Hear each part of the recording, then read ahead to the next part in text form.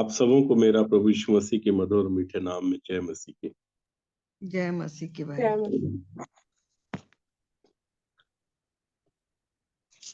बहुत सुंदर गीत के लिए बहन को धन्यवाद देता हूँ। और आज जब वो ये गीत गा रही थी तो बहुत पहले कोई ये गीत गाया करता था, मेरे को ध्यान तो नहीं आ रहा कौन गाता था। ये जबलपुर की बात है, तो वही मुझे याद दिला दिया। मैं बहुत, मेरे ख्याल से छोटा था उस समय। ये पुराना गीत है क्या, बहुत पहले का बहन?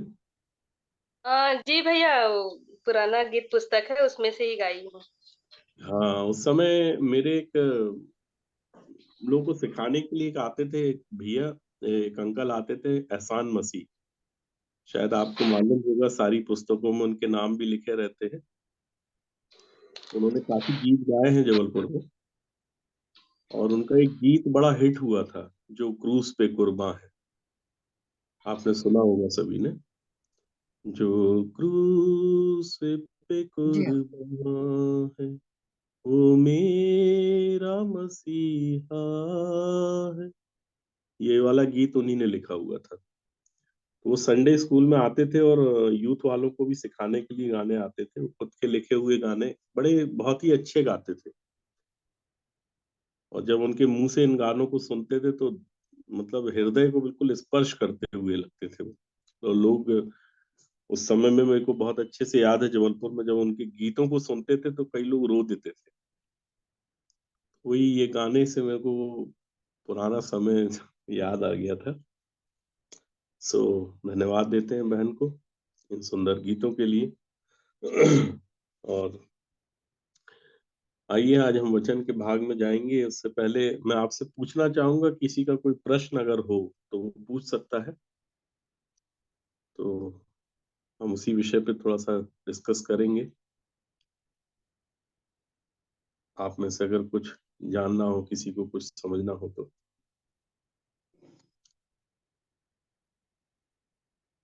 आपके पास अवसर है।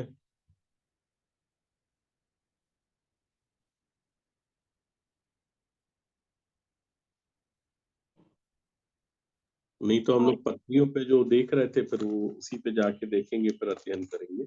अगर आपका कोई प्रश्न हो तो आप पूछ सकते हैं। मुझे हाँ भैया, मुझे अभिषेक के विषय में जानना था।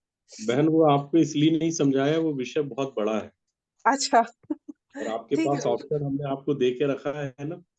जी वो सबको जी जी। संगति में कर सकते हैं, क्योंकि वो ये विषय जो है ना, कुछ ऐसे हैं, जैसे आपने अनुग्रह आपने पूछा था लास्ट टाइम, तो हमने जी बोला था ना आपको कि आप उसको पर्सनल संगति में समझिए तो ज्यादा अच्छा रहेगा।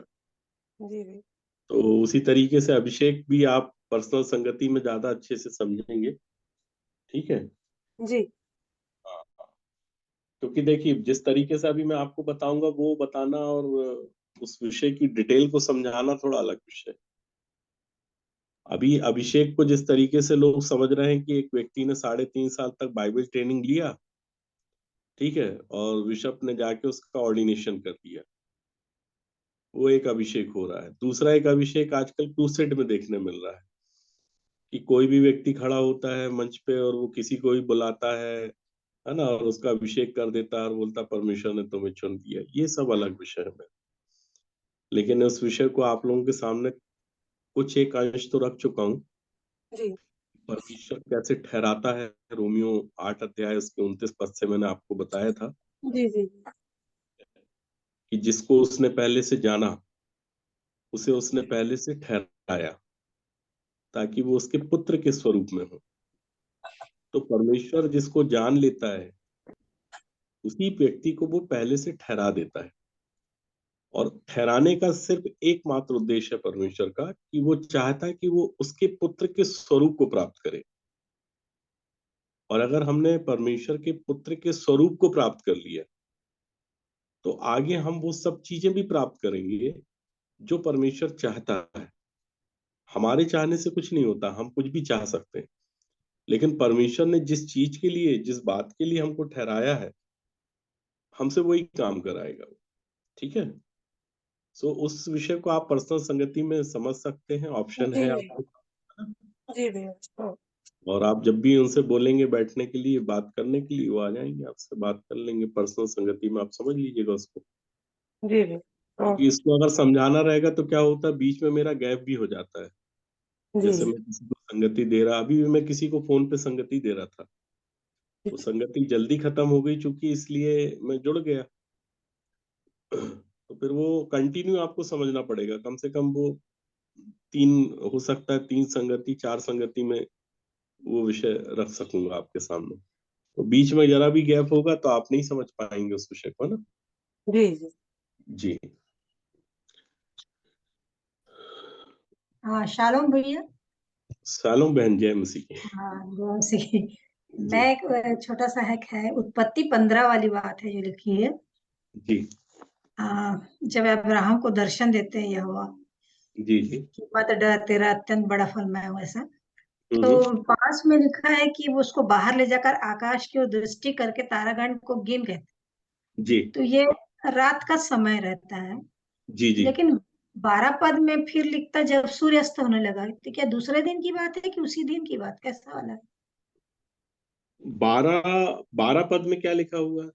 जब सूर्य अस्त होने लगा, तो हम्म। ये क्या, ये तो सूर्य अस्त मतलब शाम हो गया। और ये जो है 5 पद में, ये तो आकाश की ओर बाहर मतलब दृष्टि करके तारागण को गिनना, मतलब रात का समय रहता है ना। तारा तो जी, रात अब में आप दिखाई देगा। चलिए इस विषय को आपके सामने रखते हैं ना। जी जी। इससे पहले कि हम वचन के भाग में जाएंगे, एक छोटी सी प्रार्थना करते हैं। जी जी। ठीक है, और जब मैं कुछ आपसे पूछूंगा तो आप अपना माइक खोल लीजिएगा, तो हम लोग बात भी करेंगे इस विषय पे, है ना। जी जी। तो आइए हम प्रार्थना करें। धन्यवाद देते हैं सारी आशीषों के देने वाले स्वर्गीय पिता। बड़ी ही दीनता और बड़ी ही नम्रता के साथ आपके चरणों में आते हैं पिताजी। सारा आदर, सारी महिमा, सारा गौरव आपको देते हैं, और विशेष प्रार्थना करते हैं पिताजी, जबकि हम आपके पवित्र वचनों को जानने और समझने के लिए यहाँ पर सब एक साथ इकट्ठे होते हैं, एक साथ उपस्थित होते हैं।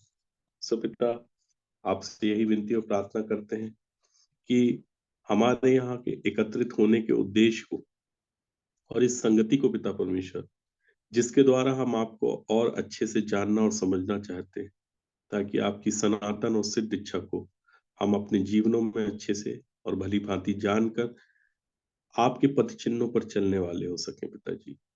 इन सब बातों में आप हमारी सहायता करें पिताजी।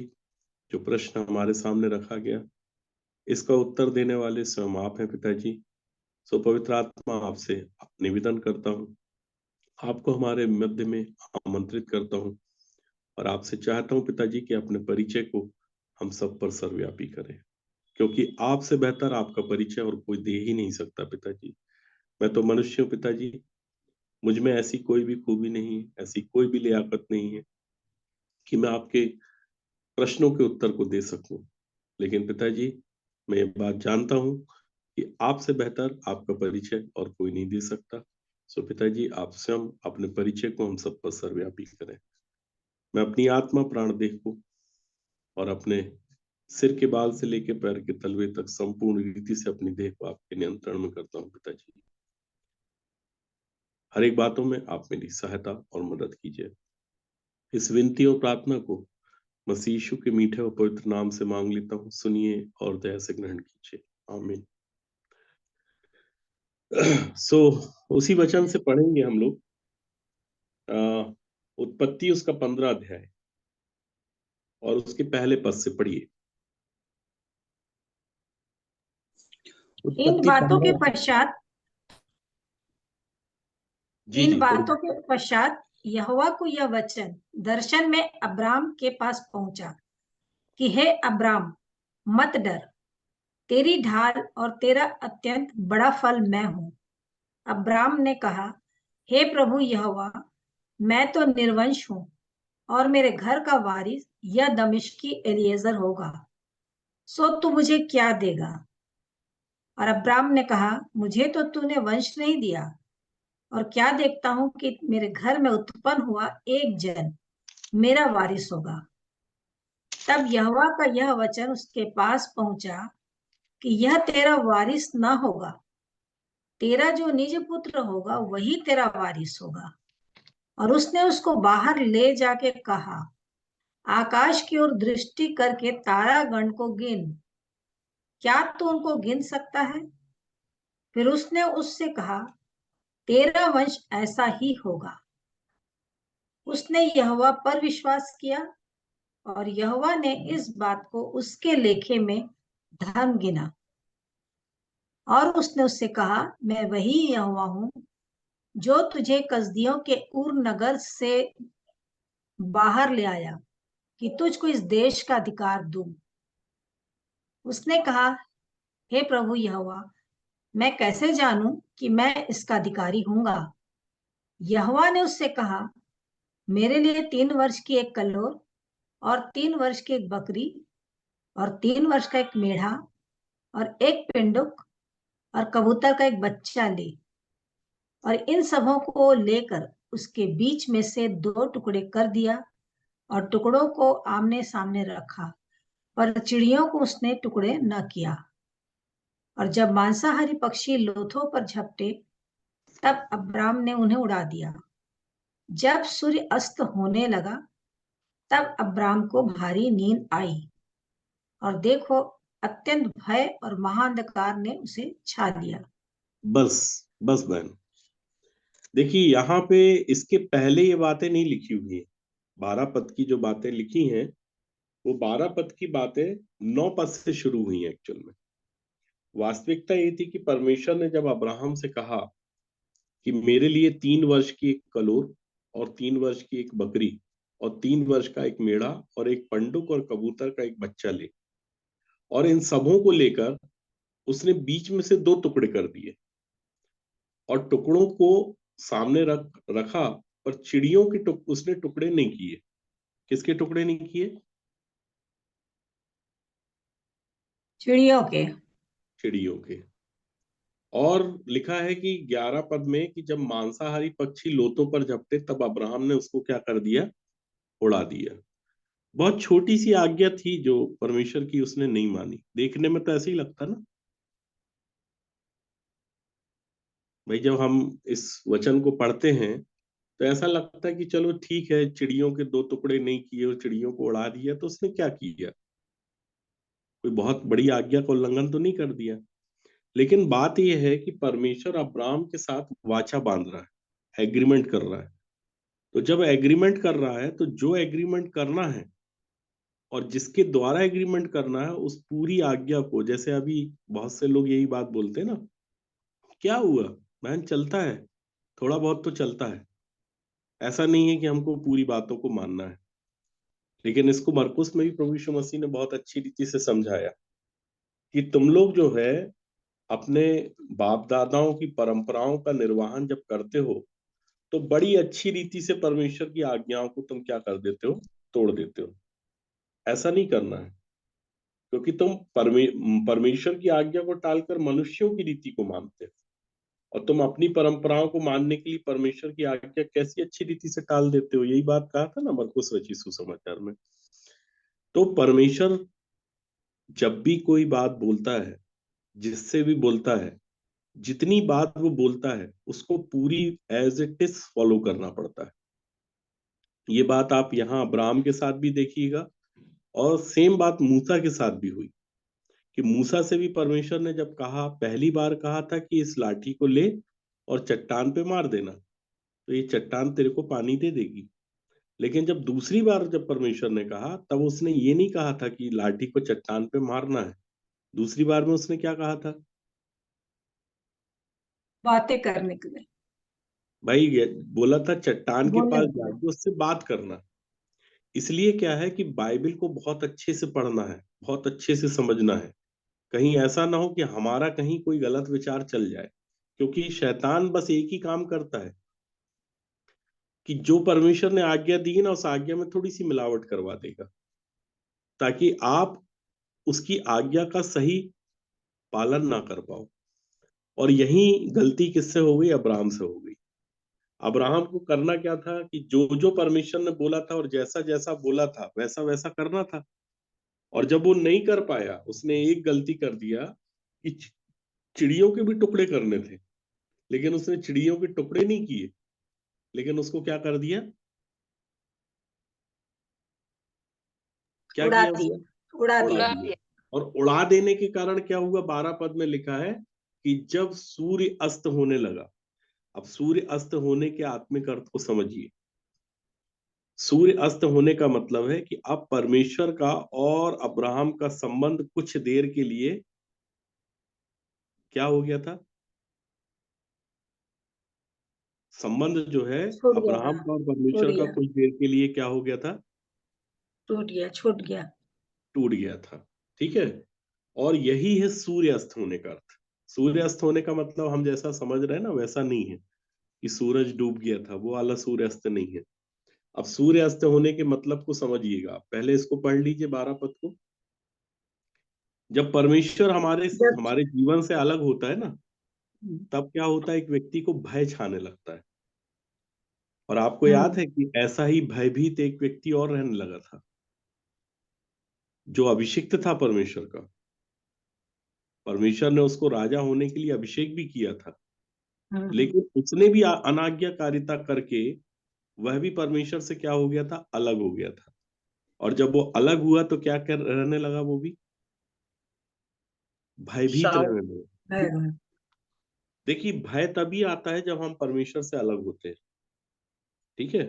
अगर परमेश्वर हमारे साथ है तो हमें डरने की आवश्यकता नहीं रहती, क्योंकि परमेश्वर ने तो शुरुआत में ये कह दिया था।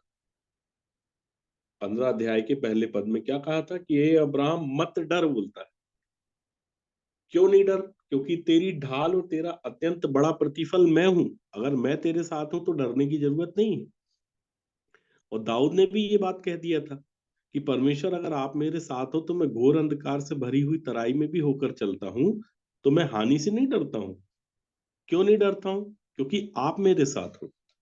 लेकिन समस्या क्या जब हो जाती है, एक व्यक्ति के साथ में अगर परमेश्वर नहीं है, परमेश्वर उससे विमुख हो गया, परमेश्वर उससे अलग हो गया, तो फिर वो भयभीत रहने लगता है। समझ रहे बहन? जी है, जी। तो यहाँ जो सूर्य अस्त होने का मतलब है कि परमेश्वर की संगति और सहभागिता से ये क्या हो गया, विमुख हो गया है।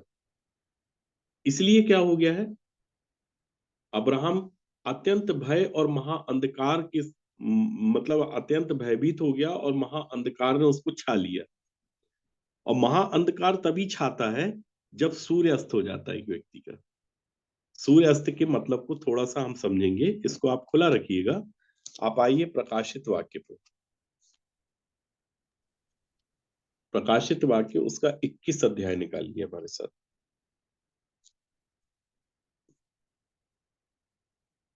और उसके 22 और 23 पद को पढ़िए। और मैंने उसमें कोई मंदिर न देखा, क्योंकि सर्वशक्तिमान प्रभु परमेश्वर और मेमना उसका मंदिर है, और उस नगर में सूर्य और चांद के उजाले का प्रयोजन नहीं, क्योंकि परमेश्वर के तेज से उसमें उजाला हो रहा है और मेमना उसका दीपक है। अब बताइए कि उस नगर में सूर्य की और चांद की कोई आवश्यकता ही नहीं है, क्योंकि परमेश्वर का जो तेज है ना, उस तेज के कारण उस नगर में क्या है, उजियाला है। अब अगर मान लीजिए यही तेज मेरे और आपके पास है, अर्थात परमेश्वर हमारे पास है, तो हमारे जीवन में तेज है। और अगर परमेश्वर हमसे विमुख हो जाए या परमेश्वर हमसे अलग हो जाए, तो वो तेज, वो महिमा, वो प्रकाश हमारे पास से चला जाता ना फिर।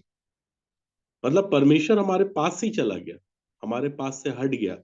और परमेश्वर हमारे पास से हट गया, अर्थात हमारा सूर्य क्या हो गया, अस्त हो गया। सूर्यास्त हो गया। अब वापस आइए उत्पत्ति उसके 15 अध्याय पे।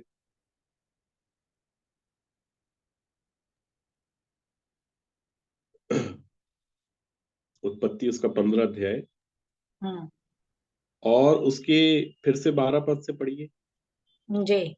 जब सूर्य अस्त होने लगा, हम्म। तब अब्राम को भारी नींद आई, और देखो, अत्यंत भय और महाअंधकार ने उसे छा लिया।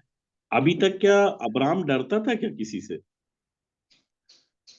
भाई परमेश्वर ने उसको बुलाया था कि भाई अपने पिता के घर को छोड़, है ना, उसको निकल, नहीं। उस जगह से निकल जा। अब आप सोचिए कि ये आज से 6000 साल पहले की बात है, लगभग जी हाँ। 5,500-6,000 साल पहले। आज अगर हम लोग अपने घर से निकलते हैं, आज मान लीजिए किसी से भी बोल दे, कल जैसे ज्योत्सना बहन बोल रही थी कि हमारा एक घर बन गया है, लेकिन हम वहां पे इसलिए जाके नहीं रह रहे हैं क्योंकि वहां पे सुविधाएं नहीं है, और जो सुविधाएं हैं वहां से 2 या 3 किलोमीटर दूर है। तो आप सोचिए कि आज 2023 साल में, जबकि आज से 2 किलोमीटर 3 किलोमीटर दूर जाके आपको सारी सुविधाएं मिल रही हैं, लेकिन आप उस जगह में नहीं रहना मांग रहे, क्योंकि आपके घर के आसपास कोई व्यक्ति नहीं है। और जिसे परमेश्वर ने बुलाया था, जिसे परमेश्वर ने चुना था, जिसे परमेश्वर ने जाना था, और परमेश्वर ने जब उससे कहा कि अपने पिता के घर को छोड़ दे, इस नगर को छोड़ दे, इस जगह को छोड़ दे, अपने परिवार अपने कुटुंबियों को छोड़ दे और मेरे पीछे चल दे, और जो देश में तुझे दिखाता हूं वहां चल। और अभी तो देश भी नहीं दिखाया था परमेश्वर ने। अब आप सोचिए कि जिस समय परमेश्वर से बात की होगी अब्राहम ने, तो अब्राहम को भी तो लगा होगा कि रास्ते में कहीं प्यास लगेगी तो पानी कहाँ पीऊंगा। सोचा होगा कि नहीं, आप खुद सोच के देखिए हाँ जी, सही बात। कि वहां हैंडपंप मिलेगा कि नहीं, कुआं मिलेगा कि नहीं, क्योंकि उस समय ऐसी आबादी थोड़ी ना होती थी। आज आप खुद सोच के देखिए कि आज से पहले जब आप ट्रेन में सफर करते थे, तब आपके मम्मी पापा सुराही लेके चलते थे, चलते थे कि नहीं। जी हाँ। मशकें हुआ करती थी, क्योंकि उस समय फास्ट ट्रेनें कम होती थी, पैसेंजर ट्रेनें ज्यादा होती थी। तो वो मस्कों में हम लोग पानी को रख के और बाहर की तरफ खिड़की पे लटका देते थे, ठीक है। और अगर वो पानी खत्म हो जाता था तो फिर हमको स्टेशन तक इंतजार करना पड़ता था कि कोई प्याऊ मिलेगा या कहीं पे पानी की व्यवस्था मिलेगी, तब हम अपने इस सुराही को या अपनी मशक को भरेंगे। ऐसे ही होता था कि नहीं। जी जी। और आज की डेट में अगर आप ट्रेन में सफर करते तो आप अगर पानी घर से लेके नहीं भी जाते तो आपको टेंशन लगती है क्या किस बात की। नहीं लगती। क्यों? क्योंकि आपको कहीं भी बिस्लरी की बोतल मिल जाएगी। ट्रेन के अंदर ही लोग आते हैं पूछने के लिए पानी पानी पानी, लेकिन पहले नहीं था ऐसा। तो पहले और अभी में कितना अंतर आया। और जब परमेश्वर ने उस समय अब्राहम की बुलाहट करी थी, तो उस समय सिर्फ अब्राहम और परमेश्वर, इसके अलावा और कोई नहीं था अब्राहम की सहायता करने वाला। अब आप सोचिए कि जो परमेश्वर अब्राहम के पूरे समय साथ रह रहा था, अब वो अब्राहम के जीवन से अगर हट जाएगा या उससे अलग हो जाएगा या उससे विमुख हो जाएगा, तब अब्राहम की दशा क्या हो जाएगी फिर। अब तो कोई नहीं है उसके साथ में। समझ रहे बहन। जी तो इसी को बताया है, इसका आत्मिक जो अर्थ है कि अब उसका क्या हो गया, सूर्य अस्त होने लगा। जी। ठीक है। अब देखिए जी 17 पद को पढ़िए। देखिए यहाँ सूर्य अस्त होने लगा लिखा है ना, जी हाँ। लेकिन 17 पद को पढ़िए क्या लिखा है। और ऐसा हुआ कि जब सूर्य अस्त हो गया अब और बताइए घोर क्या अंधकार लिखा है इसमें। हो गया, सूर्य अस्त हो गया, और पहले क्या लिखा था। अस्त होने लगा। अंतर समझ में आ रहा दोनों बातों में। जी जी जी। वहां सूर्य अस्त होने लगा था, जी और जी। यहाँ तो पूरी तरह से सूर्य अस्त हो गया। जी। और सूर्य जब अस्त हो गया तो क्या हो गया। और घोर अंधकार छा गया। हाँ। तब एक अंगीठी जिसमें से धुआं उठता था और एक जलता हुआ पलीता देख पड़ा, जो उन टुकड़ों के बीच में से होकर निकल गया। तो कौन निकल के गया था इस टुकड़ों के बीच में से एक्चुअल में। इन परमेश्वर। टुकड़ों के इन टुकड़ों के बीच में से परमेश्वर होके निकला था। एक्चुअल में परमेश्वर के विषय में बताया ना कि परमेश्वर क्या है, आग आग है। है ना। जी हाँ, परमेश्वर जी ज्योति है। जी हाँ। अब परमेश्वर जो है इन टुकड़ों के बीच में से होके निकला, और परमेश्वर को उन टुकड़ों के बीच में से भी होके निकलना था, क्योंकि परमेश्वर को एग्रीमेंट बांधना है ना उससे। जी जी और परमेश्वर अपना एग्रीमेंट ऐसे ही बांधता था पहले। ठीक है। जी इसी को हाँ। वाचा बोला। जैसे आज हम लोग शपथ पत्र बनाते हैं, तो शपथ पत्र किस पे बनता है। जो शपथ पत्र हम लोग बनवाते हैं नोटरी के पास में जाके, तो वो हाँ जी जी। शपथ पत्र किस पे बनता है।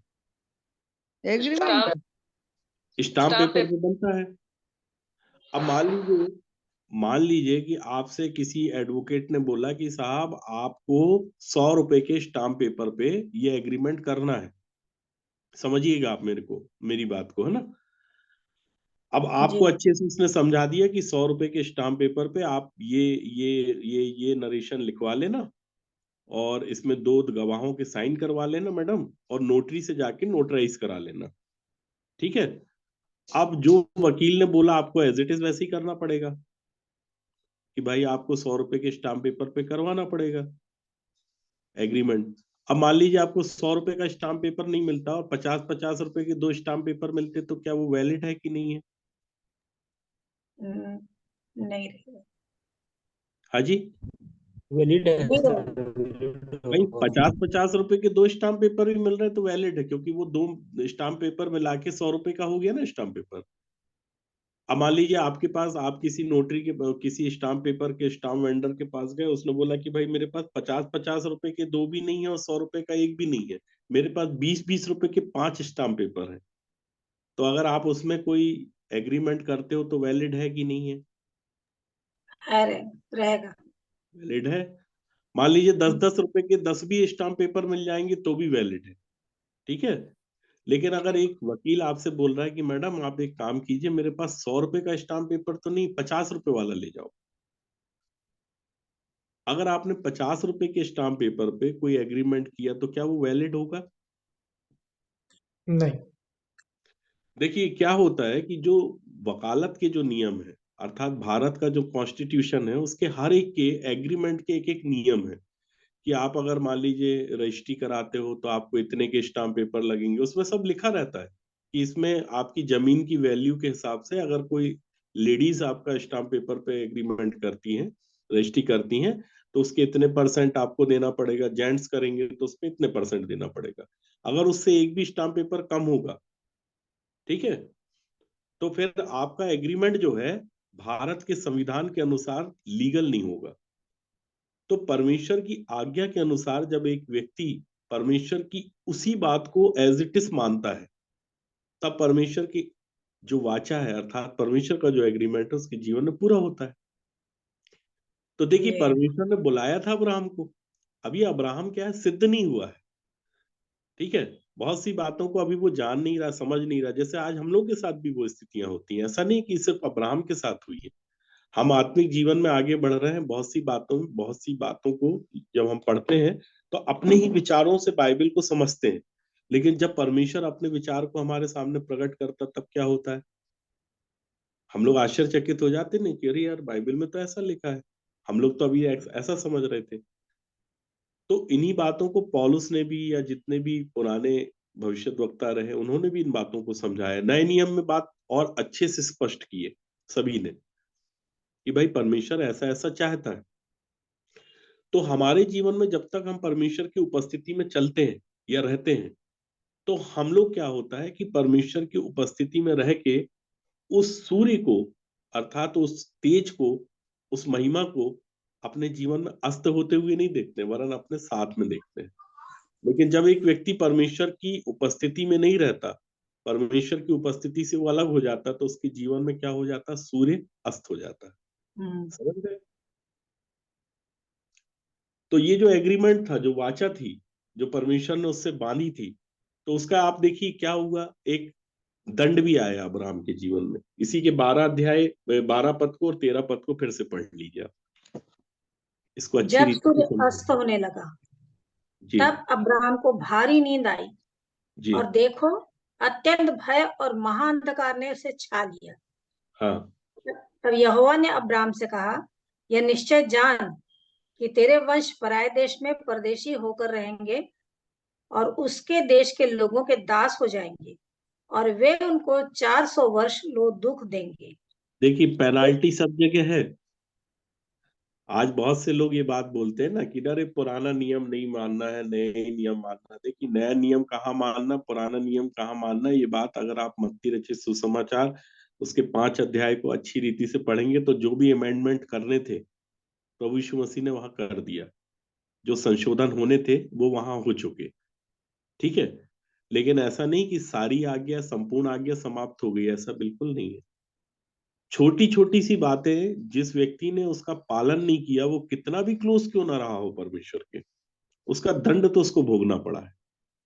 और अब्राहम को भी देखिए इस बात का एक दंड मिला है, अर्थात उसके वंश को इस बात का दंड मिला है। देखिए जो अब्राहम के वंश जो है, जो 430 साल मिस्र में रहे और 400 साल तक उनको जो दुख उठाना पड़ा, ये इसी का परिणाम था। जैसा परमेश्वर, आप अगर व्यवस्था विवरण 28 अध्याय में पढ़ेंगे, उसके 27 अध्याय उसके 26 पद में, तो उसमें भी वहां परमेश्वर ने इस बात को कहा भी था कि अगर तू मेरी आज्ञाओं को मानता है तो इतने इतने वर्ष तक तेरे बच्चे, तेरे पूर्वज जो हैं, तेरे आने वाली जो पीढ़ी है, वो लोग क्या होंगे? आशीषित होंगे। लेकिन अगर तूने मेरी आज्ञाओं को नहीं माना तो कितने पीढ़ी तक परमेश्वर बदला लेता है, पता है आपको? 4। 4 पीढ़ी तक। 4 पीढ़ी तक। अब आप देखिए, 4 पीढ़ी तक अब्राहम के वंश को इसका पलटा मिला कि नहीं मिला? जी हाँ, मिला। छोटी सी बात है, अपन को ऐसा लगता है कि अरे चिड़ियों का तो बस नहीं, चिड़ियों के साथ में ही तो ऐसा किया था अब्राहम ने, बाकी सब तो ठीक है कि कलोर के 2 टुकड़े कर दिए, बकरी के 2 टुकड़े कर दिए, मेढ़े के कर दिए, पिंडुक और कबूतर के नहीं किए, मतलब उसने, ठीक है, क्योंकि चिड़िया तो यही आ रही है ना, पिंडुक और कबूतर। बाकी बकरी, कलोर और ये सब चीजें तो चिड़ियों की गिनती में नहीं आते। या कलोर आता भी होगा, कलोर के विषय में कहीं लिखा है मेरे ख्याल से, देखिएगा शायद व्यवस्था विवरण 21 अध्याय के 3 पद में लिखा है क्या? जहां तक मुझे याद है, कलोर के विषय में मेरे को, जहां कलोर क्या चीज होती है वैसे समझ में नहीं आता, लेकिन उसको हाँ, बाइबल। तब जो नगर उस लोथ के सबसे निकट ठहरे, उसके सियाने लोग एक ऐसी कलोर, जवान गाय या बछिया ले रखें, कलोर का जिसे मतलब कुछ क्या लिखा है? जवान गाय या बछिया। हाँ, तो कलोर भी चिड़िया में नहीं आता, मतलब, है ना? हाँ जी, हाँ चिड़िया जी। में आता है सिर्फ पिंडुक और कबूतर, ठीक है। देखता हूँ एक बार मैं भी, 21 का 3 लिखा है ना। या अपनी कुंवारी बहन जिनका निकट संबंध में अपने लिए शुरू कर सकता है। नहीं, मैं गलत पढ़ा रहा हूँ। व्यवस्था विवरण, व्यवस्था विवरण क्या बताया था? 21 है ना, 21 का 3। जी जी हाँ जी। 3 में लिखा है शायद, है ना? 21 के 3 में तब जो नगर उस शव के निकट ये सबसे उसके पुण्य कैसी कलोर ले रखे। कलोर के ऊपर देखिएगा आप, एक स्टार बना है क्या? मेरा नया संस्करण है तो उसमें कोष्टक में लिखी बना है है, बना है। यस। हाँ, जवान गाय या बछिया। हाँ, तो ये भी चिड़िया में नहीं आता, मतलब कलोर का मतलब होता है जवान गाय या बछिया, है ना? तो परमेश्वर उससे ये कह रहा था, जवान गाय या बछिया और 3 वर्ष की एक बकरी, मतलब यहाँ पे सब चीजों की बलि चढ़ाना था उसको, मतलब गाय की भी, बकरी की भी, क्योंकि और करके लिखा है ना, मतलब ये सब चीजें करना है उसको, और एक मेढ़ा और एक पिंडुक और कबूतर का बच्चा ले। तो मतलब एक ही गलती, एक ही मिस्टेक हुई थी उससे, और उसका, उसके वंश को दंड सहना पड़ा। और भी हम देखें जरा, एक जगह से देखते हैं, शायद से गिनती है, गिनती का 11 अध्याय नहीं, निकालिएगा। गिनती 19 में भी है भैया। हाँ जी, 19 का 2 में है। 19 के 2 गिनती में। 19 के 2 में है। हाँ, क्या है? व्यवस्था की जिस विधि की आज्ञा यहोवा देता है वह यह है कि तू इस्राएलियों से कह कि मेरे पास एक लाल निर्दोष बछिया ले आओ, जिसमें हाँ, कोई भी दोष ना हो और जिस पर जुआ कभी ना रखा गया हो। जी जी जी। जो व्यवस्था हाँ, तो उन्होंने मतलब पढ़ी वही है ना वही। कि वो गाय ही है। अब देखिए कहाँ कहाँ किस किस से क्या क्या मिस्टेक हुई है, इसको एक जगह से और समझते हैं। लय व्यवस्था निकालिए हमारे साथ, 11 अध्याय।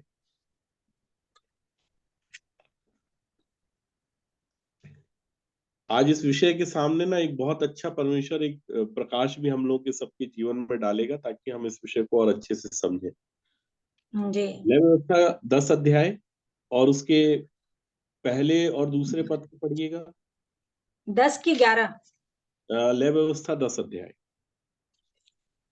तब नादाब और अबीहू नामक हारून के 2 पुत्रों ने अपना अपना धूप दान लिया और उनमें आग भरी और उसमें धूप डालकर उस ऊपरी आग की, जिसकी आज्ञा यहोवा ने नहीं दी थी, यहोवा के सम्मुख आरती दी। तब यहोवा के सम्मुख से आग निकलकर उन दोनों को भस्म कर दिया और वे यहोवा के सामने मर गए। बस। अब ये कौन है? नादाब और अबीहू। हारून के पुत्र। हारून के 2 पुत्र हैं। परमेश्वर ने देखिए एक बात कहा था कि भाई तुम धूप दान डालकर उसकी ऊपरी आग को, जैसे आज आपने देखा होगा कि हमारे हिंदू भाई बहन लोग जब प्लेट में आरती वगैरह रखे रहते हैं ना, दीपक रखे रहते हैं, तो अपनी तरफ से हाथ रख के और दूसरे की तरफ करते हैं। एक प्रोसेस रहती है, आपने देखा होगा कई लोगों को करते हुए। ये हालांकि सब चीजें बाइबल से ही निकली हैं, लेकिन आज जो सारी पूरा विश्व जो फॉलो कर रहा है ना, उसी विषय को यहाँ परमेश्वर ने मना किया था कि तुम ऐसा मत करना, तुम मत करना। दूसरे करते हो तो करते हो, तुम मत करना। अब हारून का जो वर्ष है, हारून का जो वंश है, वो लेवी वंश है। आप सब जानते हैं कि नहीं? मतलब परमेश्वर की जो सेवा टहल करने वाला जो व्यक्ति था वो हारून था, और हारून के जितने भी पुत्र या जितने भी लोग हुए वो उसी के वंश के लोग हुए। और ये लोग ये सब काम करते थे, सेवा करते थे। लेकिन परमेश्वर ने स्पेशली इस बात को मना किया था कि ऐसा मत करना। अब आप देखिए कि हारून के 2 पुत्र हैं, एक नादाब है और दूसरा अबीहू है। परमेश्वर ने जिस चीज के लिए मना किया था उनने वो काम कर दिया, तो इसका दंड क्या हुआ? दोनों मर गए यहोवा दोनों के सामने। तत्काल मर गए, तुरंत मर गए, तुरंत भस्म हो गए, लिखा है ना। और 3 पद में क्या हुआ फिर? तब मूसा ने हारून से कहा, यह वही बात है जिसे यहोवा ने कहा था कि जो मेरे समीप आए अवश्य है, क्या वह मुझे पवित्र जाने और सारी जनता के सामने मेरी महिमा करे। और हारून चुप रहा। हारून चुप रहा। तो ऐसी ही कुछ घटना आप देखिए अब्राहम के साथ भी हुई। अब्राहम के साथ भी जब परमेश्वर जो वाचा बांध रहा था, और जिस काम को परमेश्वर ने बोला उस काम को उसने पूरा नहीं किया, 100% वैसा नहीं किया, तब परमेश्वर ने क्या किया? उसको, उसके वंश के बारे में बताया कि अब जो तूने ऐसा कर दिया ना, तो अब पहली बात तो क्या कि अब तुम मेरी उपस्थिति से थोड़े समय के लिए तो परमेश्वर उससे अलग हो गया था। आपको पता है ये बात तो बहुत अच्छे से।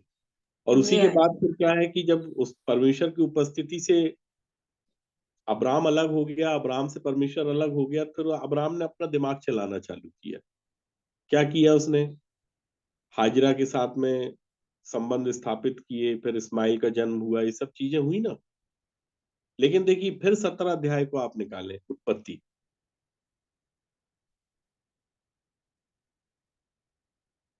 उत्पत्ति उसका 17 अध्याय, और उसके पहले पद को पढ़िए, पहले और दूसरे पद को। जब अब्राम 99 वर्ष का हो गया, तब यहोवा ने उसको दर्शन देकर कहा, मैं सर्वशक्तिमान ईश्वर हूँ, मेरी उपस्थिति में चल और सिद्ध होता जा। अब परमेश्वर और ने मैं कब बात की उससे, अब्राम से? 99 वर्ष का होने। परमेश्वर ने अब अब्राहम से बात की जब वो 99 साल का हो गया, 99 ईयर्स का हो गया। तब परमेश्वर ने फिर से उसको दर्शन देके क्या कहा कि मैं सर्वशक्तिमान ईश्वर हूं, मेरी उपस्थिति में चल और सिद्ध होता जा। ठीक है। और दूसरे पद में क्या कहा? और मैं तेरे साथ वाचा बांधूंगा और तेरे वंश को अत्यंत ही बढ़ाऊंगा। हाँ, 3 पद को भी पढ़िए। तब अब्राम मुंह के बल गिरा और परमेश्वर उससे यूं बातें कहता गया, देख, मेरी वाचा तेरे साथ बंधी रहेगी, इसलिए तू जातियों के समूह का मूल पिता हो जाएगा। सो अब से तेरा नाम अब्राम न रहेगा, परंतु तेरा नाम इब्राहिम होगा, क्योंकि मैंने तुझे जातियों के समूह का मूल पिता ठहरा दिया है। देखिए आप कितना वेट किया, मतलब अब्राम ने। और अब्राम को तो यही लग रहा था ना कि परमेश्वर की उपस्थिति से बहुत दूर हो गया। मेरे प्रियो, जब हम भी अपने जीवन में चलना चालू करते ना, तो मैं आप सबका तो नहीं जानता हूँ, लेकिन मेरे जीवन में मैंने इस बात का बहुत बार अनुभव किया कि कई बार हमको भी ऐसा लगता है कि परमेश्वर हमसे बहुत दूर हो गया, और इस बात का हम बड़ा भय मानने लगते हैं, भयभीत से हो जाते हैं ना। अब आप लोगों के साथ हुआ नहीं हुआ है ये नहीं पता, लेकिन अगर हुआ है तो निश्चित रूप से इस बात को आप बताएं कि मेरे साथ भी ऐसा हुआ, कि हमको ऐसा लगा कि हम परमेश्वर अब हमारे साथ नहीं है, हम बिल्कुल अपने आप को अकेला, बिल्कुल खाली, और बिल्कुल अजीब सा, मतलब जिसको कहते हैं कि जब परमेश्वर के साथ एक व्यक्ति का जब नया जन्म होता है ना, जब वो परमेश्वर के पास आके पश्चाताप कर लेता है, सब कुछ हो जाता है, और उसके बाद उसको एकदम से, उस समय तो बड़ा बढ़िया लगता है, उसको खूब अच्छा लगता, बड़ी खुशी होती है। लेकिन कुछ समय बाद जब हमें परमेश्वर सिखाता है, देखिए, और ये अनुभव के द्वारा ही एक व्यक्ति सीखता है। और परमेश्वर अपनी उपस्थिति को हमारे से कुछ देर के लिए कभी कभी अलग भी करता है। जब हम अनाज्ञाकारिता में अपने जीवन को बिताते हैं, तब परमेश्वर थोड़ी देर के लिए हमसे विमुख होता है, लेकिन वो थोड़ी देर का समय भी हमारे लिए बड़ा कठिन हो जाता है। हमको अलग समझ में आता है कि हम परमेश्वर की उपस्थिति में चल रहे हैं और अब हम परमेश्वर की उपस्थिति में नहीं चल रहे हैं। इस बात का अनुभव एक व्यक्ति को होता है। कितने लोग एग्री करते हैं मेरी इस बात से? जी होता है। होता है ना? अगर आप होता है। परमेश्वर की उपस्थिति में रहेंगे, आपको पता चलेगा। आप परमेश्वर आपकी उपस्थिति में अगर नहीं होगा, तो भी आपको पता चलेगा। और परमेश्वर हमसे बातचीत भी करता है। बातचीत करने का एक ही वो रहता है उसका, कि वो वचन के द्वारा ही बात करता है और किसी तरीके से बात नहीं करता। वो किसी व्यक्ति के द्वारा बात कर सकता है, वो बाइबल के द्वारा बात कर सकता है, वो किसी कैलेंडर की तरफ, आपका किसी एक वर्ष की तरफ आपका ध्यान लेके जा सकता है। आपका बार बार ध्यान उधर ही जाएगा कि आज, और वो उस विषय को आपके सामने रख भी देगा खोल के कि देखो इसका ये मतलब है। या किसी विशेष उद्देश्य से कि कोई प्रश्न अगर हमारे दिमाग में चल रहा है, तो उसका प्रॉपर आंसर आपको दिलवा देगा। तो इस तरह से परमेश्वर हमसे बातचीत करता है। और अगर मान लीजिए ऐसा होता है कि अब हमको ऐसा लग रहा है कि आज हमको इस वचन का अर्थ नहीं मिल रहा है, इस वचन के द्वारा हमको परमेश्वर क्या बताना चाह रहा है नहीं समझ में आ रहा, हमको बड़ी बात कठिन लगती है, तो उस स्थिति परिस्थिति में परमेश्वर अनुभव के द्वारा हमको कुछ सिखाता है। 99 साल की उम्र में जाके परमेश्वर बोल रहा है कि अब्राहम से कि मेरी उपस्थिति में चल फिर, और सिद्ध होता जा रही है। ये विषय हमने आपके सामने पिछले दिनों में रख चुके हैं कि कैसे एक व्यक्ति शुद्ध होता है, कैसे एक व्यक्ति पवित्र होता है, कैसे एक व्यक्ति सिद्ध होता है, कैसे एक व्यक्ति स्थिर होता है। तो अभी सिद्धता के लिए परमेश्वर बोल रहा है उससे कि तू सिद्ध हो, मेरी उपस्थिति में चल। जब हम परमेश्वर की उपस्थिति में चलते हैं, परमेश्वर हमारे साथ रहता है, तब हम सिद्ध होते हैं। और परमेश्वर ये बात कह रहा है कि देखो, ऐसा नहीं कि मेरी वाचा टल गई, एग्रीमेंट तो पूरा करूंगा मैं, लेकिन कुछ समय तक मैं तुझसे दूर था।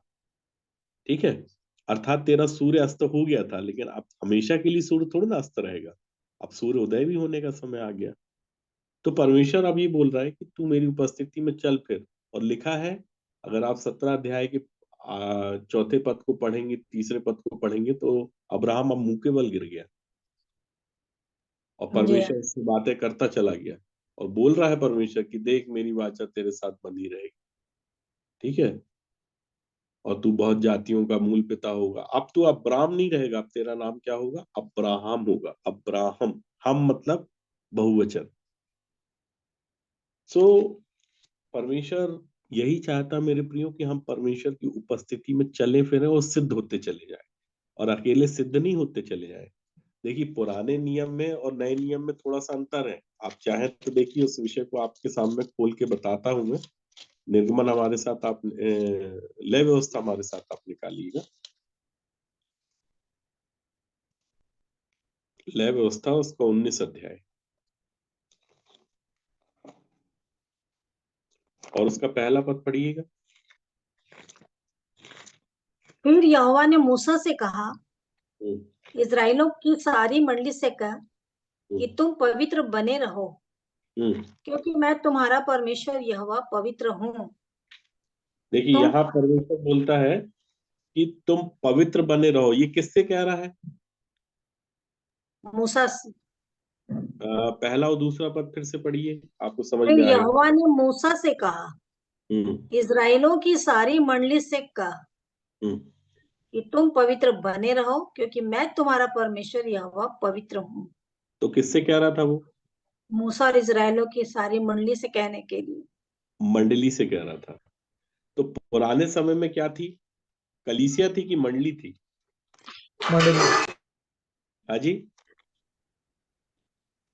पुराने कलीसिया भी समय थी। में मंडली हुआ करती थी, मंडली, कलीसिया नहीं थी। तो प्रेतो काम में लिखा हुआ है ना, कलीसिया करके, जंगल में। नहीं, पुराने नियम में अगर आप देखेंगे ना, तो पुराने नियम में एक्चुअल में मंडली थी, कलीसिया नहीं थी। कलीसिया तो नए नियम में बनी है ना।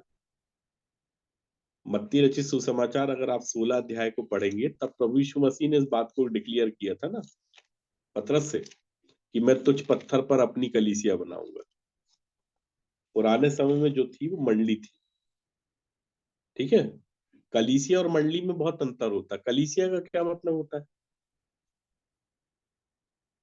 तो यहाँ पे प्रेतों का में 7:38 में जो लिखा फिर वो क्या है? क्या लिखा है? यह वही है जिसने जंगल में कलीसिया के बीच उस स्वर्गदूत के साथ सीने पहाड़ पर उससे बातें की और हमारे बाप दादों के साथ था। उसी को जीवित वचन मिले कि हम तक पहुंचाए। और वो लिखा, यह वही मूसा जिसने इजरायलियों से कहा कि हम परमेश्वर तुम्हारे भाइयों में से तुम्हारे लिए मुझ जैसे एक भविष्यद्वक्ता उठाएगा। कौन से अध्याय से पढ़ रहे हैं आप? 7 का, प्रेतों का हम 7 में है। हम्म। तो 7 के? वहां जंगल में कलीसिया लिखा है। 7 के? 38। आप किसी के पास इंग्लिश बाइबल है? हाँ है ना। पढ़िए, उसमें क्या लिखा है। अच्छा।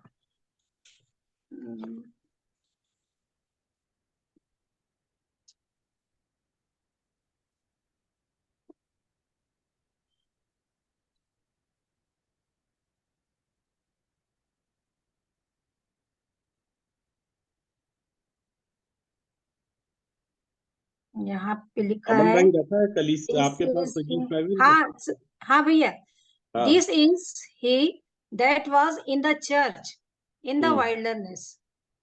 अच्छा, और अब आप आइए पुराने पुराने नियम की जो विषय लिखा है ना, लय व्यवस्था 19 अध्याय, जी और जी। उसके दूसरे पद को पढ़िए। इजराइलों की सारी मंडली से यह नहीं, कहा। इंग्लिश इंग्लिश इंग्लिश अच्छा, बाइबल। इंग्लिश में वो हो। अच्छा, और अमन आप पढ़िए तो, क्योंकि बहुत छोटा है ये दिखने में, छोटा अक्षर है एकदम। फिर हम आपको उसके भेद को समझाएंगे ना, कलीसिया को। Speak unto all the congregation of the children of Israel. Hmm. ये जो है मूसा से परमेश्वर कह रहा है, यहोवा ने मूसा से कहा, मतलब मध्यस्थ हाँ, किसको बनाया था परमेश्वर ने? मूसा को। मूसा कौन था? परमेश्वर का जय। परमेश्वर का जन था। जी। तो परमेश्वर जब भी इजरायलियों से बात करता था, किसके थ्रू करता था? अपने नबियों से, और नहीं नहीं, इजरायलियों से जब बात कर रहा था, जब इनको मूसा से मिस्र से, करता था, मूसा के। ठीक है। अब आपको एक चीज और पता होगी कि जब भी परमेश्वर मूसा से बात करता था तो मूसा से ही बात करता था। इस विषय को लेके एक बार इन लोगों के बीच में डिस्प्यूट भी हो गया था। हारून और जी मरियम ने क्या कहा था कि क्या परमेश्वर सिर्फ मूसा से ही बात करता है? जी जी। क्या हम नबी नहीं है क्या? हम्म, तब आपको पता होगा क्या हुआ था। जी हाँ जी। पता है कि नहीं पता? जी हाँ, पता है परमेश्वर ने पता है। मूसा से बोला था हम उनको बुला के लाओ, क्योंकि सिर्फ इस कारण से, किस कारण से इन लोगों ने बोल दिया था क्या परमेश्वर मूसा से ही बात करता है?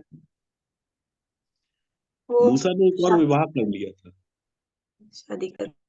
है ना। इस बात से ये लोग थोड़ा नाराज चल रहे थे उससे। तो इनको एक चीज लगती थी, क्या सिर्फ वही नबी है क्या, हम लोग नहीं है नबी? और परमेश्वर ने इस बात को उसके सामने प्रकट किया कि ये मेरा चुना हुआ व्यक्ति है। परमेश्वर ने मूसा को चुना था। देखिए, सबको नहीं चुनता था परमेश्वर। पुराने नियम में जितने भी लोग हुए, जैसे यशायाह है, यिर्मयाह है, यहाँ से मूसा है, इसके पहले अगर हम देखते हैं तो अब्राहम है। अब्राहम के बाद किसको चुना परमेश्वर ने उसके वंश से? अब्राहम के बाद कौन था? इसहाक है। इसहाक। इसहाक के फिर बाद कौन था? याकूब। याकूब समझ आ रहे गया। हैं आप? एक ही जी एक व्यक्ति याकूब। चुना जा रहा है, एक ही व्यक्ति। और यही बात मैं आपके सामने बता रहा हूँ कि जो डिक्लेरेशन हुआ जब प्रभु यीशु मसीह ने कहा मत्ती रचित सुसमाचार में कि मैं तुझ पत्थर पर अपनी कलीसिया बनाऊंगा। तो कलीसिया का जो मतलब है, कलीसिया का आत्मिक अर्थ है, उसका मतलब क्या है? लाए हुए लोग, कॉल हाँ? आउट। कलीसिया का क्या मतलब होता है, अमन भाई बताइए। बुलाए हुए लोग। चलिए, मत्ती बुलाए। रचित सुसमाचार 16 अध्याय उसके 18 पद को निकालिए, पढ़िए।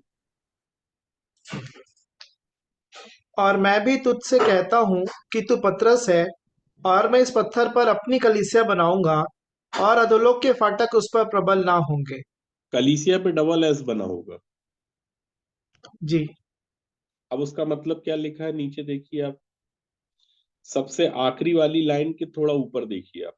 जी यूनानी शब्द करके लिखा होगा। यूनानी शब्द एक्लीसिया से निकला, अर्थात चुने हुए लोग। तो कलीसिया का मतलब क्या है? चुने हुए लोग। लेकिन पहले जो होता था उस मंडली में एक व्यक्ति चुना जाता था जो उस मंडली से ऊपर होता था, ठीक है, वो एक व्यक्ति होता था। तो जैसे मूसा है, परमेश्वर किससे बात कर रहा है? मूसा से। मूसा से क्या कह रहा? मंडली से कहे। मतलब मूसा कौन है उसका? चुना हुआ मूसा मध्यस्थ। मंडली में आता है या चुने हुए में आता है? चुना हुए। वो चुना हुआ है। पहले क्या होता था, जो चुने हुए लोग रहते थे वो एक होते थे या कम होते थे। लेकिन जिस समय नए नियम में प्रभु यीशु मसीह ने डिक्लेरेशन किया कि मैं तुझ पत्थर पर अपनी कलीसिया बनाऊंगा, तो प्रभु यीशु मसीह ने कितने लोगों को बुलाया था चेलों के रूप में? 12। और कितनों को चुना? उन 12 में से चुनाव कितनों का हुआ था? बुलाए तो 12 पतरस। थे। उन 12 में से चुना कितने लोगों को था? कलीसिया के लिए पतरस अकेले को चुना, एक ही चुना। नहीं, एक्चुअल में देखिए, जो चेलों का जो चुनाव हुआ था, यहूदा आउट हो गया था, लेकिन पूरे के पूरे 11 लोग चेले कहलाए। और जी चेले का जो पद है ना, वो एक्चुअल में 12 ही था। और जब यहूदा जो है, जब वो उस जगह से बाहर हो गया, उस आज्ञाकारिता से बाहर हो गया, अनाज्ञाकारिता में आ गया, तब वो एक पद रिक्त है। लिखा है ना, आप प्रेरितों के काम में जाके देखेंगे तो। और उस पद पर, पद है मतलब जैसे कलेक्टर का पद होता है ना, एसआई का पद होता है, या जो भी पद आप देखिएगा प्रशासनिक, उस तरीके से परमेश्वर ने 12 लोगों को बुलाया अपने पुत्र के द्वारा। पुत्र ने प्रार्थना की और उन 12 लोगों को बुला के उनका चयन किया। यहूदा को भी 3.5 साल संगति दिया, 3.5 साल तक अपने साथ में रहा, उसको भी सब कुछ सिखाया, बताया, समझाया, लेकिन उसको नहीं आया समझ में, ठीक है। उसको प्रभु यीशु मसीह से ज्यादा अच्छा क्या लगा? 30 चांदी का सिक्का।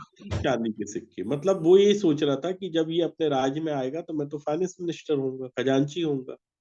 वो अपनी कोई अलग ही बात को, अपनी एक अलग ही थॉट्स को लेके चल रहा था।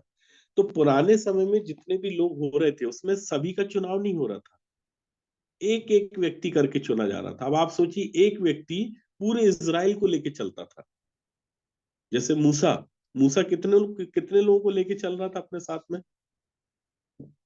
लगभग 20 लाख। लगभग 20 से 22 लाख लोगों को लेके चल रहा था, ठीक है। तो मैं यही बताना मांग रहा हूं कि पहले जो होती थी, मंडली होती थी, और उस मंडली पे कोई एक व्यक्ति मुखिया होता था जो परमेश्वर की तरफ से चुना हुआ व्यक्ति था। तो परमेश्वर ने मूसा को ही चुना था।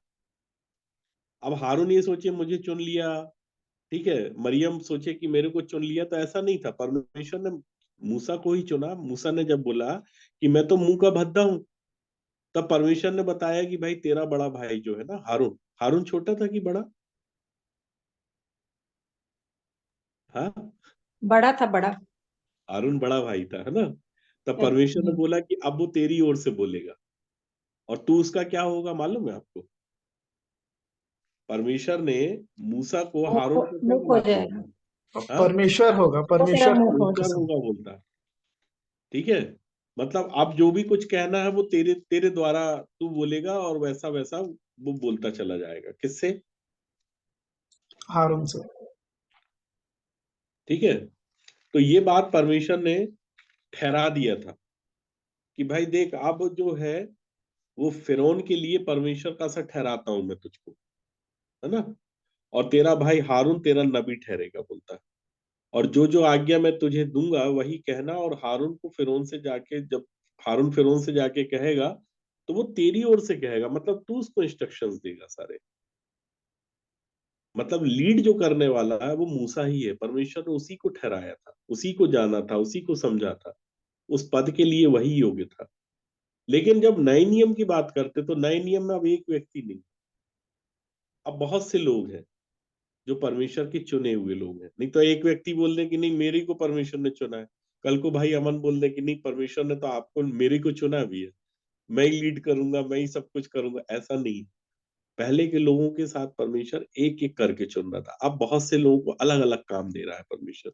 अब जैसे भाई अमन को कि भाई होस्ट हैं, सबको एक साथ लेके जोड़ रहे हैं, सबको एक। अब जैसे आपकी जो भूमिका है, जैसे अमन भाई की जो भूमिका है, लुक्स लाइक अ माला होती ना, माला, मंगलसूत्र, माला, जो भी कुछ कहें, तो उसके अंदर एक धागा होता है, आपने देखा होगा।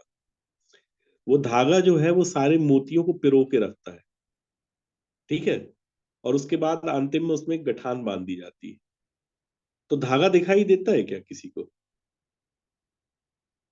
क्यों ज्योति बहन? नहीं नहीं नहीं देता है। नहीं देता ना। तो धागे नहीं के नहीं ऊपर जो चीज रहती है वो दिखाई देता है, तो धागे के ऊपर क्या रहते हैं? मोती मोती। जो भी। जी हम सब मोती हैं एक्चुअल में, देखिए। जी हाँ। जो कलीसिया है उसको आज मतलब उसको थोड़ा सा और अलग तरीके से डिफाइन करते हैं। हम सब मोती हैं, और मोती को जो बांध के रखा है वो धागे ने बांध के रखा है ना। अगर धागा टूट जाए तो मोती बिखर जाएंगे। आज ये जो परिवार है, जो एक कलीसिया है, वो बंधी हुई है किसी एक व्यक्ति के द्वारा, और एक व्यक्ति के द्वारा एक जोड़ बना हुआ है, कि मतलब उस व्यक्ति के भीतर वो थॉट्स आई कि भाई हम ऐसा करते हैं। जैसे मान लीजिए इस थॉट्स को लेके कौन आया था? भाई अमन ही आए होंगे, है ना। उन्होंने अपना ये चैनल बनाया, उसकी रिकॉर्डिंग कर रहे हैं, बकायदा उसको यूट्यूब पे डाल रहे हैं। तो उसके साथ भी बहुत सी चीजें हैं, उसकी फाइनेंस की जो व्यवस्था है, कि भाई वो जो भी पैक लेके रखे, मेरे को इतना आइडिया नहीं है इस चीज का। तो उसका पैसा भी पे करना पड़ता होगा ना भाई अमन, करता है कि नहीं करते आप? भाई जूम पे एक जी एक भैया। घंटे, डेढ़ डेढ़ घंटे मीटिंग होती, तो क्या जूम अपन को ऐसी फ्री ऑफ कॉस्ट करवा रहा है क्या ये मीटिंग?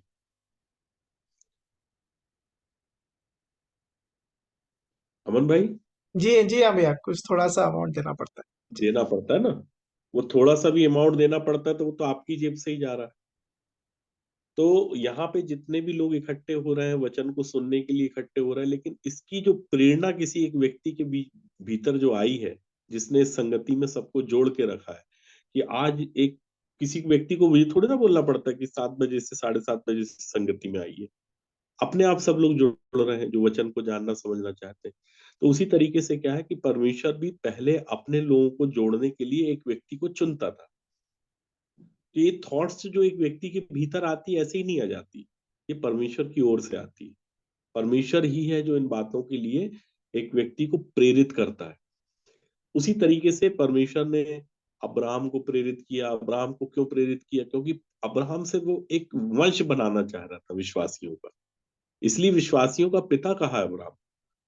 अब एक व्यक्ति अगर मान लीजिए उसकी आलोचना करने बैठ जाए तो फिर तो वो बहुत सी बातें करेगा, कैसे परमेश्वर ने अब्राहम को अपना वंश ठहरा दिया, कैसे विश्वासियों का पिता ठहरा दिया, वो तो इतनी जगह फेल था। लेकिन आप देखिए, उत्पत्ति 17 अध्याय के पहले पद में बोलता, मेरी उपस्थिति में चलो, सिद्ध होता जा।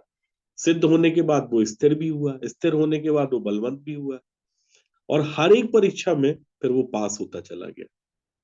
तो परमेश्वर भी हमसे यही चाहता है बहन, कि हम भी परमेश्वर की उपस्थिति में चलते जाएं और सिद्ध होते जाएं, जी शुद्धता और पवित्रता से ऊपर चले अब हम, अर्थात सिद्ध होते जाएं। और सिद्ध होने के बाद स्थिर होते जाएं, क्योंकि स्थिर होना बहुत आवश्यक है। जो व्यक्ति स्थिर नहीं होता वो लड़खड़ा जाता है, डगमगा जाता है।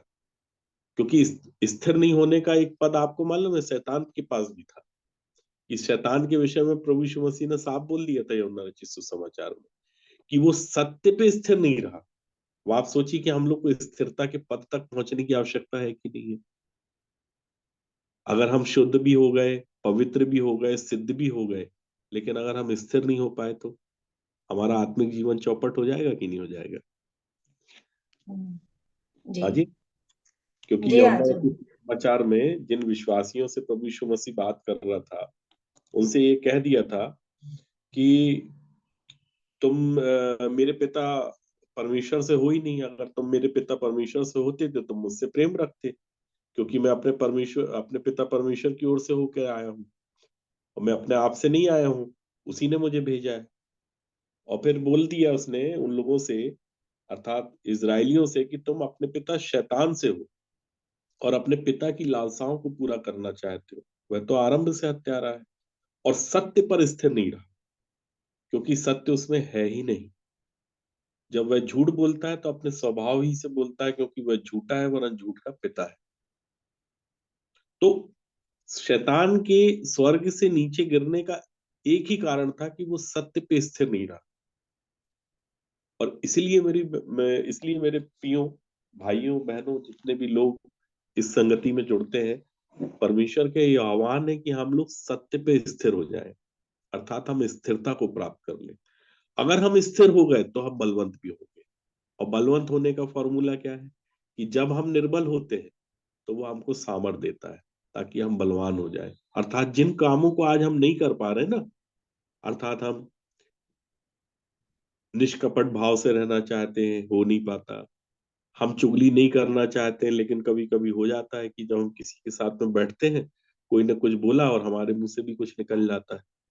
पौलुस भी इस विषय को समझा रहा था इफिसियों की पत्री में कि ये सब बातें तुम्हारे विषय में मैं पीठ पीछे भी ना सुनूं, क्योंकि ये सब बातें क्या है, एक विश्वासी को, एक आत्मिक व्यक्ति के जीवन में अगर ये बातें पाई जाती है ना, तो ये चर्चा भी किसी के मुंह से नहीं सुनना हम लोग के विषय में बोलता है।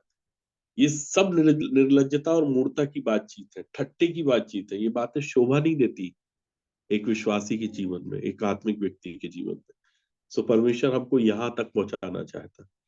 अगर हमारे जीवन से अगर किसी को कुछ सुनने मिले, तो चाहे वो ज्योति बहन हो, चाहे अमन भाई हो, चाहे इंदिरा भाभी हो, है ना, चाहे कोई भी हो, हमारी इस संगति में जितने भी लोग जुड़ते हैं, जब भी कोई बात करे कि भाई आशीष भैया के बारे में बात करें कि आशीष नाग साहब ऐसे हैं, बेला डेनियल आंटी के बारे में बात करें, बहन के बारे में बात करें तो ऐसे हैं, इमानुएल भाई की बात करें, इंदिरा भाभी की बात करें, ज्योति बहन की बात करें, ज्योत्सना बहन की बात करें, तो बताएं कि यार क्या बात करते हैं इन लोगों के मुंह से। जब भी बात करते हैं ये लोग, सिर्फ वचन की ही बात निकलती है, परमेश्वर के भेदों की बात करते हैं। अगर बाइबल से कोई प्रश्न पूछो तो वो भी बता देते हैं।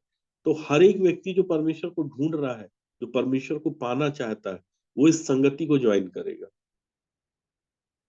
फिर आने वाला समय बहन ऐसा नहीं है कि अभी है फ्लैक्चुएशन चला कि भाई 40 लोग जुड़ते थे, 45 जुड़ते थे, 50 जुड़ते थे, 30 जुड़ते थे, आज 19 और 18 जुड़ रहे हैं। हो सकता है कि आने वाले समय में 118 हो, 120 हो, 125 हो, और एक समय भी ऐसा आ सकता है कि ये जूम मीटिंग में वो जगह ही ना रह जाए, फिर दूसरा कोई ऑप्शन निकालना पड़ जाए। सो परमेश्वर अपने वचनों के द्वारा, अपनी संगति के द्वारा, अपनी सहभागिता के द्वारा हमको अपने समान बनाना चाह रहा है। जैसा वो है वैसा चाहता है कि हम भी बन जाए। अर्थात जैसा वो बोल के सब काम करता था, हमें हमसे भी चाहता है कि हम भी जब बोले तो वो सब काम होने वाले हो सके, और सब चीजों पे हमको अधिकार देना चाहता है। वो अधिकार जिसे शैतान ने हमसे छीन लिया है, वह अधिकार हमको वापस देना चाहता है, वह महिमा हमको वापस देना चाहता है। वो सब चीजें जो हमारे से खो गई हैं, जो हमसे छीन ली गई हैं, जहां हम लुट गए हैं, पिट गए हैं, वो सब चीज हमको देना चाहता है। और वो चाहता है कि अब तुम बालक ना रहो, लेकिन समझ में सियाने हो जाओ।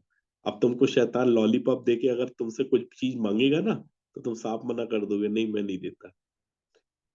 पहले हो गया, ये सब बातें अज्ञानता में हो गई, भूलवश हो गई, लेकिन अब नहीं होंगी ऐसी। सो परमेश्वर अपने इन वचनों के द्वारा हम सबों को आशीष दे और हमारा सूर्य उदय हो। एक आखिरी वचन बस पढ़ लें, उसके बाद हम प्रार्थना में जाएंगे। यशायाह उसका 60 अध्याय और उसका पहला पद।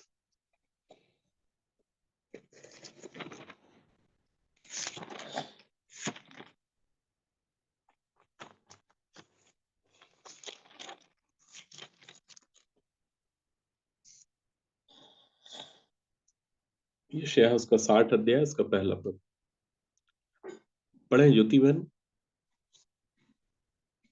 अमन आप बेटा आप पढ़ दो ना थोड़ा। जी हाँ। उठ, प्रकाशमान हो, क्योंकि तेरा प्रकाश आ गया है और यहोवा का तेज तेरे ऊपर उदय हुआ है। तो परमेश्वर यही चाहता है कि हम उड़ जाएं, प्रकाशमान हो जाएं, क्योंकि तेरा प्रकाश आ गया है। आज परमेश्वर अगर अपने इन वचनों के द्वारा हमको अपने इन भेदों को बता रहा है, तो वो ये नहीं चाहता कि हमारा सूर्य अस्त हो, वरन अब वो सूर्य जो अस्त हो चुका था वो उदय होना चाह रहा है। और किस पे उदय होना चाह रहा है? हम सब पर। इसलिए वो कहता उठ, और उठा किसको रहा है? जो नींद में सो रहा है। नींद में सोने वाले को उठाया जा सकता है, ठीक है, लेकिन अगर नींद में कोई सोने की एक्टिंग कर रहा है तो मैं क्या, परमेश्वर क्या, वचन क्या, उसे कोई नहीं उठा सकता। वो सूर्य का प्रकाश भी निकल जाएगा ना, दिन के 12 भी बज जाएंगे तो वो सोता ही रहेगा छत पे। क्यों सोता रहेगा? क्योंकि वो तो नींद में सोने की एक्टिंग कर रहा है। और परमेश्वर अपने वचनों के द्वारा हर एक व्यक्ति को उठा रहा है कि हम उड़ जाएं, प्रकाशमान हो जाएं, क्योंकि वो प्रकाश अब आ गया है। और यहोवा का तेज जब हम पर उदय होता है तो हम भी क्या हो जाते हैं, उस महिमा से परमेश्वर जो हमको देना चाहता है। क्योंकि अभी तक वो महिमा जो छुपी हुई थी, जिसके विषय में पौलुस बता रहा था पहला कुरिन्थियों के 2 अध्याय में, क्या कह रहा था मालूम है आपको? पहला कुरिन्थियों के 2 अध्याय में कह रहा था कि फिर भी सिद्ध लोगों में हम ज्ञान सुनाते हैं, परंतु इस संसार का और इस संसार के नाश होने वाले हाकिमों का ज्ञान नहीं, परंतु हम परमेश्वर का वह गुप्त ज्ञान भेद की रीति पे बताते हैं, जिसे परमेश्वर ने सनातन से हमारी महिमा के लिए ठहराया। तो परमेश्वर ने इसे सनातन से हमारी महिमा के लिए ठहराया है और वो देना चाहता है, लेकिन वो अपने लोगों को अपनी महिमा देगा, दूसरों को नहीं देता वो महिमा। इसलिए हमें उसके अपने बनने की आवश्यकता, उससे रिलेशन को मेंटेन करने की आवश्यकता है। और वो रिश्ता बनाना है जिसमें हम भी परमेश्वर को पहचाने और परमेश्वर भी हमको पहचाने। क्योंकि वह अपनी भेड़ों को कैसे बुलाता है? नाम लेकर बोला। नाम लेके बुलाता है। तो हम भी उसकी भेड़ों के नाई बनने वाले हों, ताकि वो भी हमें नाम लेके बुलाए। सो परमेश्वर अपने वचनों के द्वारा आशीषित करे। मुझे लगता है कि जो बहन जानना चाह रही थी उसका जी उत्तर हाँ उनको भैया। मिल गया, है ना? जी जी जी, तो बहुत जो भी, धन्यवाद। जी जी, परमेश्वर का धन्यवाद हो इन सुंदर वचनों के लिए। और परमेश्वर जिसको भी उभारता हो कि वो अंतिम में प्रार्थना करे, तो प्लीज प्रार्थना में हमारी अगुवाई करे। अत्यंत दयालु, प्रेमी, अनुग्रहकारी, विलंब से कोप करने वाले, करुणामय परमेश्वर पिता, अपने उद्धारकर्ता प्रभु यीशु मसीह के नाम को लेकर आपके अनुग्रह के सिंहासन के निकट आती हूँ, धन्यवाद देती हूँ, क्योंकि आप हमारे भले परमेश्वर हैं और हमारी हर एक बातों की सुधि रखते हैं। और इस समय के लिए प्यारे प्रभु जी की सच में आपने अपने इतना अच्छा हमारे लिए इंतजाम करके रखा कि हर दिन हम इसमें जो मीटिंग के द्वारा आपस में जुड़ते हैं। इसके लिए धन्यवाद देते हैं। प्रभु यीशु मसीह के लिए धन्यवाद देती हूँ, उनके पवित्र लहू के द्वारा जो हमें पापों की क्षमा मिली, जीवन मिला, और जो एक संबंध आपके द्वारा आपके लिए हुआ मेल मिलाप का, कि आपको हे पिता करके पुकार सकती हूँ। मैं आपका धन्यवाद करती हूँ। आपकी भली मनसा हम सबके जीवन के लिए हो रही है, इसके लिए धन्यवाद देती हूँ। आपका वचन जिसे आपने अपने बड़े नाम से अधिक महत्व दिया, और हर समय हर पल जो हमारी सहायता करने के लिए आपने दे दिया है, कि ये इसको अधिकाई से अपने हृदय में बसा के रखना है। धन्यवाद देती हूँ इसके लिए, आपने उस पवित्र आत्मा को दिया है जो सहायक है और जो सच्चा है। और वाकई में प्यारे पिता, उसी पवित्र आत्मा के द्वारा आप हमें इन सारी वचन की भेद की बातों को सिखाते हैं, जो हमें समझ में नहीं आता। उन बातों को आप अपने लोगों से, अपने दासों से हमारे तक पहुंचाते आत्मा में होकर के।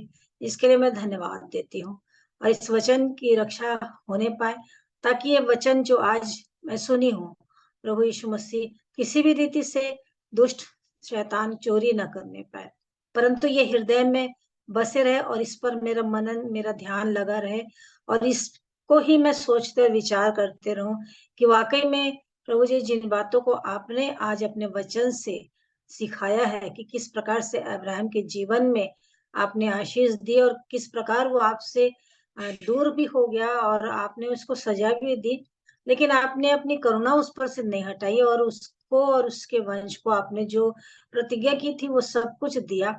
और इसलिए आपने जो इतने वर्षों तक जो आपसे अलग होकर भी जब आपके पास फिर से एक संगति में होने लगा, तो आप उसको फिर से कहते हैं कि मेरी उपस्थिति में चल और सिद्ध होता जाए। इसलिए जो आपने बताया कि सिद्ध तो बनना है, लेकिन स्थिर होना बहुत जरूरी है।